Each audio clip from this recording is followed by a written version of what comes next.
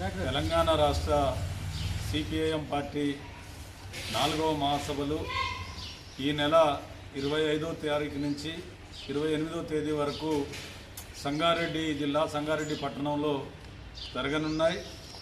ఈ మహాసభలు ప్రధానంగా గత 3 ఏళ్లుగా సిపిఎం పార్టీ తెలంగాణ రాష్ట్రంలో ప్రజా సమస్యల మీద పోరాడి సాధించినటువంటి విజయాలు, ప్రజలు ఎదుర్కొంటున్నటువంటి సమస్యలు, రాబోయే 3 సంవత్సరాలకు మరి ప్రజా సమస్యల పరిష్కారానికి తగు విధమైనటువంటి రాజకీయ నిర్మాణ అంశాలు చర్చించుకొని ప్రజా సమస్యల పరిష్కారం కోసం భవిష్యత్తులో చేయబోయేటువంటి పోరాటాలకు రూపకల్పన చేసుకోవడానికి ఈ మహాసభలు జరుగుతున్నాయి.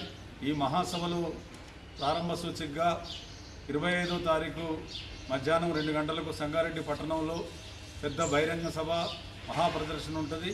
ఈ బహిరంగ సభ లోపల సిపిఎం పొలిట్ బ్యూరో సభ్యురాలు బృందా కరత్ గారు, మరొక పొలిట్ బ్యూరో సభ్యులు, తెలంగాణ రాష్ట్ర పార్టీ నిర్మాణ బాధ్యులు బివి రాఘవులు గారు, రాష్ట్ర కార్యదర్శి తమ్మినేని వీరభద్రం గారు, అదేవిధంగా సంగారెడ్డి జిల్లా కార్మికోద్యమ నేత, రాష్ట్ర కార్మికోద్యమ నేత చుక్కా రామయ్య గారు, చుక్కా రాములు గారు తదితర రాష్ట్ర నాయకత్వం అంతా ఈ బహిరంగ సభలో పాల్గొంటారు. వేలాదిగా పార్టీ శ్రేణులు పాల్గొంటాయి.